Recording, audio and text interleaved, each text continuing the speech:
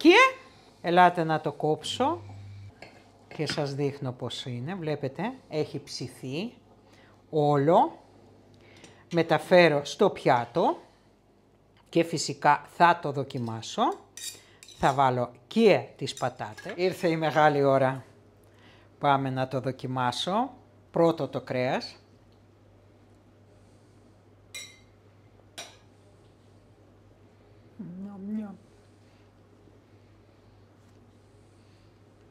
Τέλειο. Όταν λέμε τέλειο, πιο τέλειο δεν υπάρχει.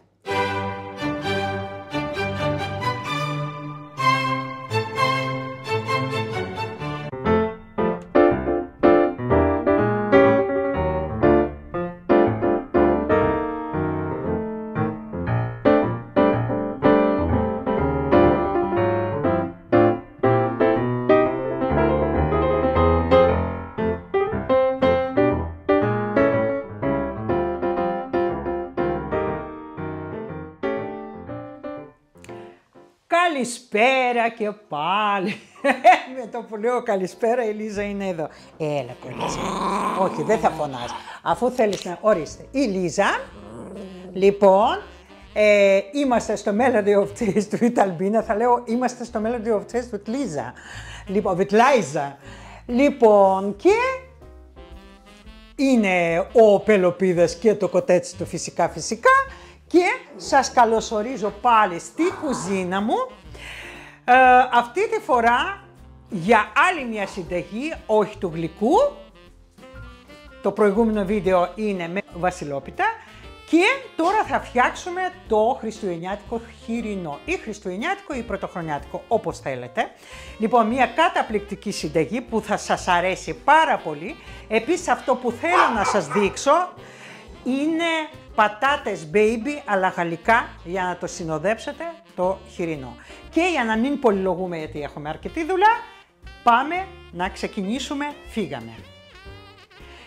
Και για την σημερινή συνταγή μας θα χρειαστούμε 2,5 κιλά χοιρινό κιλότο, 3 μέτρια κρεμμύδια, 300 γραμμάρια δαμάσκηνο χωρίς κουκούτσι, μισό φλιτζάνι του τσαϊού φρούτα του δάσους κατεψυγμένα, πουλάνε, σε όλα τα σούπερ μάρκετ υπάρχουν, 200 ml κόκκινο γλυκό κρασί, 200 ml μπράντι ή κονιάκ, 160 περίπου γραμμάρια ελαιόλαδο, 2 κουταλές της σούπας πετιμέζι, μισό κουταλάκι του γλυκού κανέλα, μισό κουταλάκι του γλυκού μαύρο πιπέρι και μισό κουταλάκι του γλυκού σκόνη σκόρδο. Επίσης από βότανα θα χρειαστούμε ένα κλωναράκι φρέσκο φασκόμηλο, ένα κλωναράκι φρέσκο θυμάρι και ένα κλωναράκι φρέσκο δέντρο λίβανο. Αυτά είναι τα υλικά και φυσικά και το αλάτι και πάμε να ξεκινήσουμε. Αυτό που θέλω να σας πω ότι για το συγκεκριμένο πιάτο, επειδή δεν θα μπει στο φούρνο και θα είναι στη κατσαρόλα στην εστία, θα χρειαστούμε φαρδιά κατσαρόλα και ψηλή, δηλαδή μία σοτέζα, αλλά σοτέζα μεγάλη, έτσι. Βάζω λοιπόν, ανάβω και βάζω από τη μισή ποσότητα που έχουμε 160 γραμμάρια περίπου λάδι, βάζω τη μισή ποσότητα, δεν χρειάζεται παραπάνω διότι χοιρινό θα βγάλει δικό του λίπος, οπότε δεν χρειάζεται παραπάνω. Περιμένουμε να ζεσταθεί το κρέας, το έχω σκουπίσει, είναι στεγνό και θα το περάσουμε από το λάδι. Θα το τηγανίσουμε από όλες τις μυριές. Βάζουμε λοιπόν όλο το κομμάτι κρέας μέσα, έχει ζεσταθεί το λάδι μας και θα το τηγανίσουμε από όλες τις μεριές να κάνει μια κρούστα. Λοιπόν, αλατίσουμε λίγο το κρέας και θα προσθέσουμε μετά και στη σάλτσα μας που έχουμε. Τώρα μόλις θα γυρίσουμε το κρέας από την άλλη μεριά θα αλατίσουμε επίσης. Λοιπόν, έχουμε γυρίσει το κρέας και βάζουμε και λίγο αλάτι και από αυτή τη μεριά. Όσο τηγανίζεται το κρέας μας από όλες τις μεριές, βάζουμε ένα τηγάνι άλλο και βάζουμε το υπόλοιπο λάδι που είχαμε για να σοτάρουμε λίγο το κρεμμύδι. Λοιπόν, εδώ έχουμε 300 γραμμάρια δαμάσκηνα χωρίς το κουκούτσι. Το περιχύνω με 200 ml κόκκινο κρασί και το αφήνω μέχρι να έρθει η ώρα του.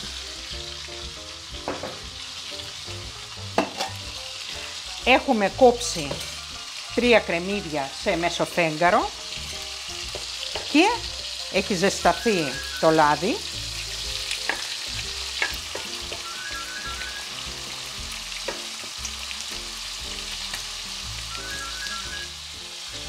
Λοιπόν, το κρεμμύδι πρέπει να μαραθεί, να του δώσουμε λίγο χρώμα, λίγο, δεν χρειάζεται να το κάψουμε.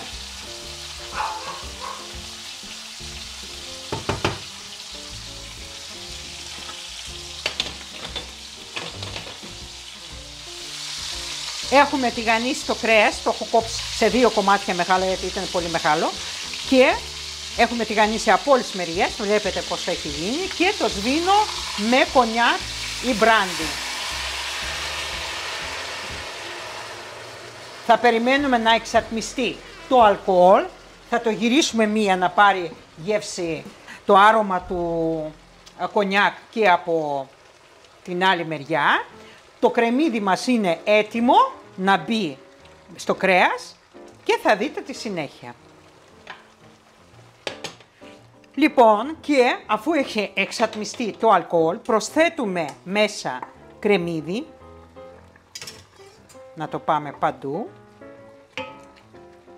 Βέβαια θα το γυρνάμε, οπότε δεν υπάρχει πρόβλημα.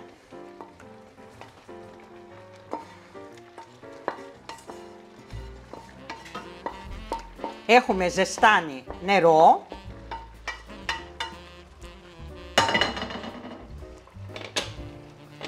Προσθέτω ένα κλωναράκι δέντρο-λίβανο, ένα κλωναράκι φασκόμηλο. Αν δεν έχετε φρέσκο μπορείτε να βάλετε ξερό, να το τρίψετε και να το βάλετε. Λοιπόν, βάζω όλο αυτό και προσθέτω λίγο αλατάκι, λίγο.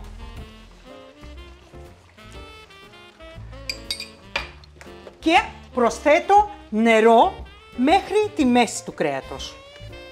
Ζεστό. Εκεί. Μια χαρά, λίγο εδώ. Μια χαρά. Και το πάμε στο 6. Κλείνουμε και ψήνουμε με αυτόν τον τρόπο αργά 40 λεπτά. Λοιπόν, το έχουμε βάλει στο 6 και κάθε τόσο στη διάρκεια των 40 λεπτών θα τα γυρνάμε το κρέας από όλες τις μεριές, 2-3 φορές.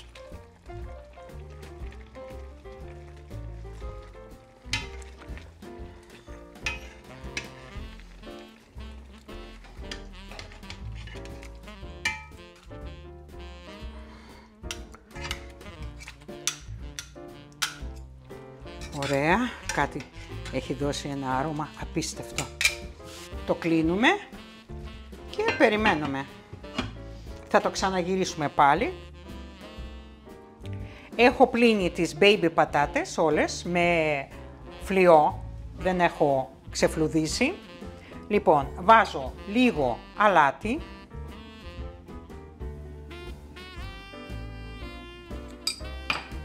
Και βάζω ζεστό νερό.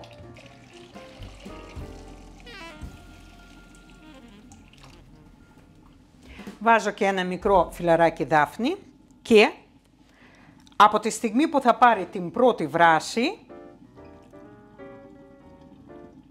το νερό Θα το βράσουμε 20 λεπτά, όχι παραπάνω.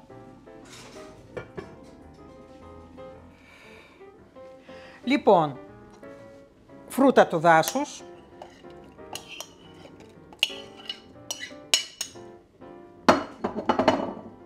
και δαμάσκηνα με κρασί. Θα το πολτοποιήσουμε τώρα στο μπλέντερ.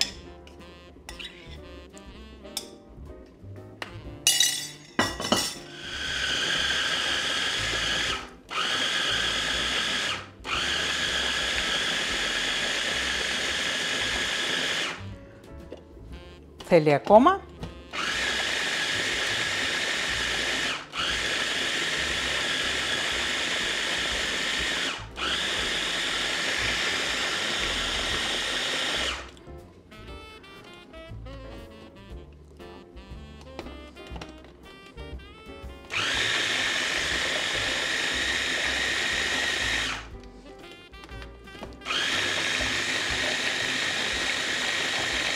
Ωραία. Και κομματάκια να μείνουν, δεν μας πειράζει καθόλου.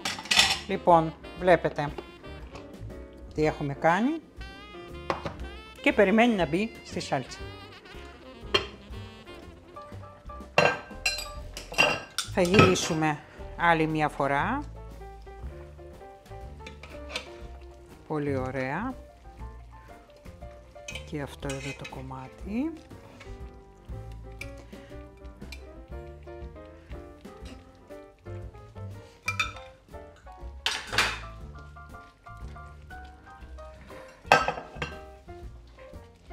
Και έμεινε ένα τεταρτάκι για να το προσθέσουμε τα τελευταία υλικά και να το αφήσουμε μετά για μία ώρα. Λοιπόν, οι πατάτες έχουν βράσει, δηλαδή θα καταλάβετε εάν θα πάρετε ένα μαχαιράκι και θα κάνετε έτσι. Αν σπάει, μπαίνει λίγο το μαχαίρι, σημαίνει ότι δεν είναι εντελώς έτοιμες, είναι μισοβρασμένες. Αυτές θέλουμε. Το έχω κλείσει. Και τώρα θα τις σουρώσω. Έχουμε βάλει το φούρνο να προθερμαίνεται στους 200 βαθμούς.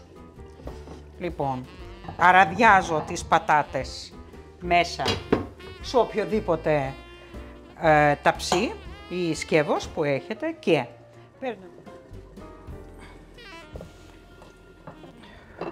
τις τσακίζουμε. Πώς κάνουμε τσακιστές ελιές, έτσι.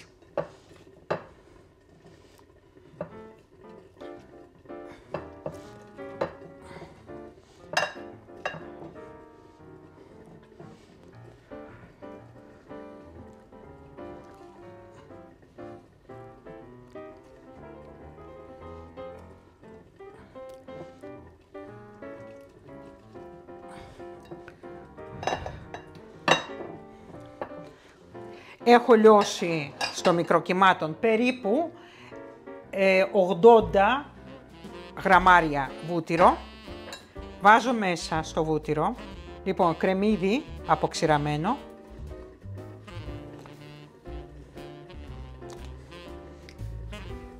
Αποξηραμένο σκόρδο,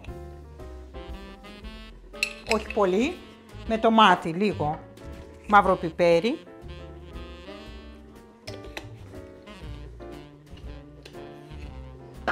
Και αλάτι, μισό κουταλάκι, δεν χρειάζεται πολύ. Το ανακατεύω.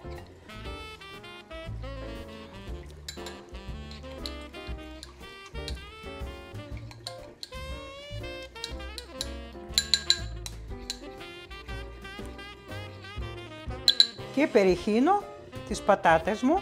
Δεν χρειάζεται να κολυμπάνε, έτσι, να πάρουν γεύση χρειάζεται, δηλαδή είναι μισοβραστές, μισοτιγανιτές, ψητές δηλαδή θεωρούνται. Με αυτόν τον τρόπο και το βάζουμε στο φούρνο να ροδοκοκκινήσουν.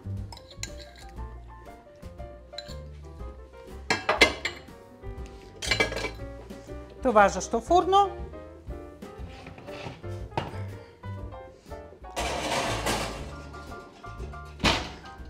Και μέχρι που θα πάρει ωραίο χρώμα θα είναι εκεί. Λοιπόν, έχουν περάσει 40 λεπτά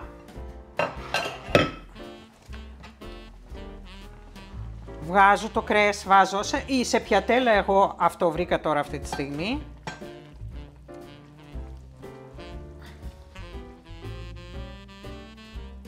Και μέσα σε όλο αυτό το υγρό φτιάχνουμε δηλαδή τώρα τη σάλτσα.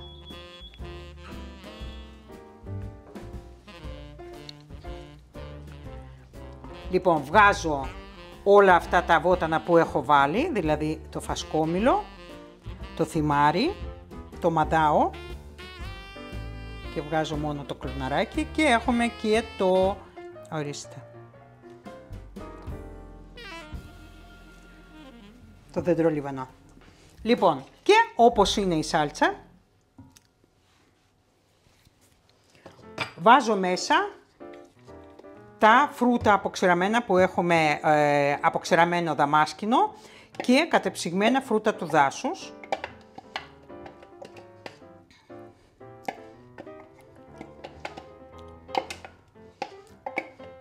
Θα βάλουμε λίγο φτιά παραπάνω.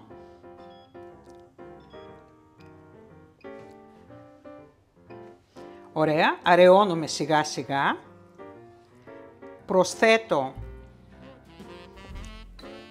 2 κουταλές της σούπας πετιμέζι.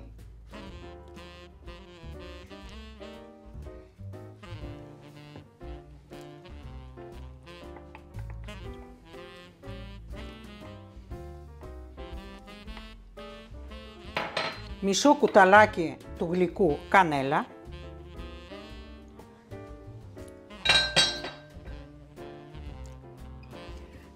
Και εδώ έχω από μισό κουταλάκι του γλυκού σκόρδο σκόνη και μαύρο πιπέρι. Λοιπόν, και τώρα θα προσθέσουμε το αλάτι όσο χρειάζεται.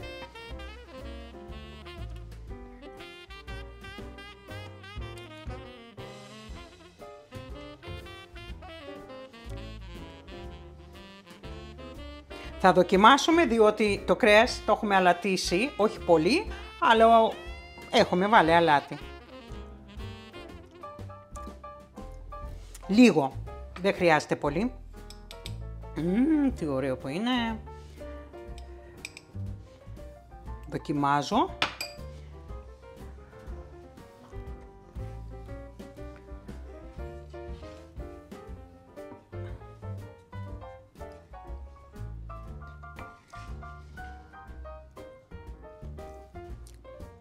Σούπερ, δεν χρειάζεται παραπάνω και βάζουμε τώρα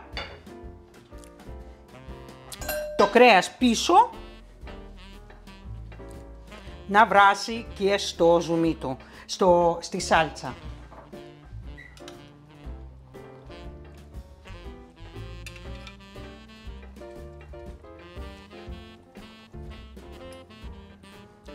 Ωραία. Θα βάλω και αυτό το χυμό που έχει βγάλει.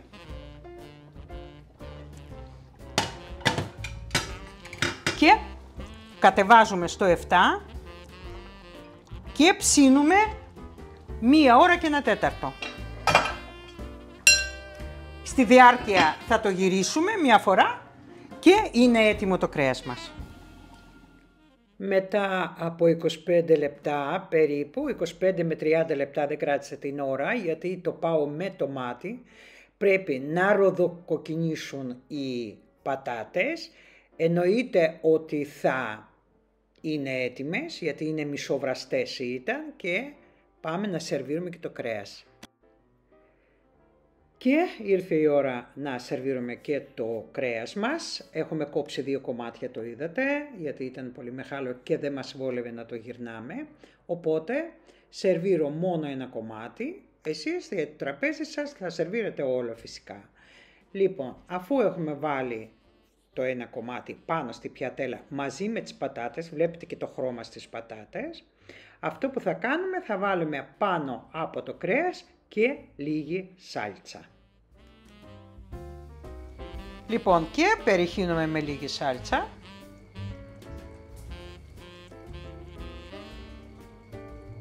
Και τώρα θα το δοκιμάσουμε.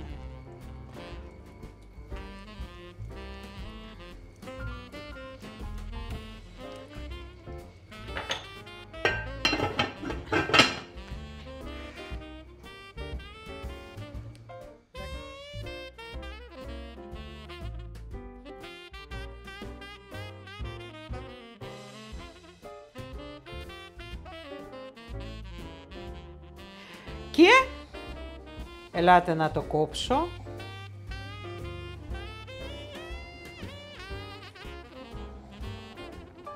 Και σας δείχνω πώς είναι, βλέπετε, έχει ψηθεί όλο. Μεταφέρω στο πιάτο και φυσικά θα το δοκιμάσω.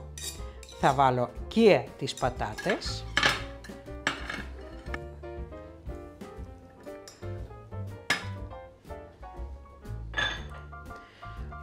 Και πάμε να το δοκιμάσω τώρα.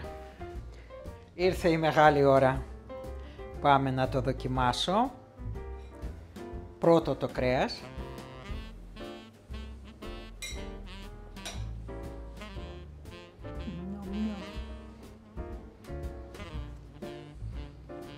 Τέλειο. Όταν λέμε τέλειο, πιο τέλειο δεν υπάρχει. Πατάτα. Ακούτε χράτς που κάνει. Τώρα δοκίμασα για εσάς. Μόλις κλείσουμε θα πέσει μάσα. Λοιπόν, αυτό φτιάξαμε σήμερα. Ένα καταπληκτικό χοιρινό με αποξηρωμένα φρούτα, κόκκινο κρασί, δηλαδή μπόλικα πράγματα. Η συνταγή είναι πάρα πολύ πλούσια, με απλά υλικά όμως, δεν σας παρουσιάζω γκουρμέ κατάσταση κτλ. Δεν είναι, είναι μία παραδοσιακή. Τώρα, ποια παράδοση έχει, γαλλική είναι, ιταλική είναι, ιταλική σίγουρα δεν είναι. Λοιπόν, νομίζω οι Γάλλοι το χρησιμοποιούν έτσι, αλλά και οι Έλληνες μια χαρά, άμα θα πάμε στα χωριά, βάζουν διάφορα πράγματα μέσα. Λοιπόν, και οι πατάτες επίσης με αυτόν τον τρόπο, αν θα φτιάξετε, είναι, το μόνο σίγουρο είναι ότι θα φαγωθούν όλες οι πατάτες και δεν θα μείνουν για την επόμενη μέρα. Λοιπόν, και αν φτάσατε μέχρι εδώ και σας αρέσει το βίντεο, σας αρέσει η συνταγή, μην ξεχνάτε να βάζετε like, because εάν θα ξεχνάτε, δεν θα έχουμε άλλες συνταγές, έτσι. Λοιπόν, εγγραφές, για εγγραφές μια χαρά πάμε, αυτό μου κάνει εντύπωση. Οι εγγραφές υπάρχουν, τα like στο τελευταίο βίντεο ήταν κομψή. Λοιπόν, και ήμασταν στο Melody of Taste with Albina. Από πίσω από την κάμερα ο οπερατέρ σας στέλνει χαιρετισμούς και κάποια στιγμή θα εμφανιστεί κάποια. Και ήμασταν πάλι, λέω, στο Melody of Taste with Albina και κορίτσι ζητάει να ανέβει. Ναι. Και σας αποχαιρετάμε μέχρι το επόμενο βίντεο. Να μου είστε καλά. Γεια σας.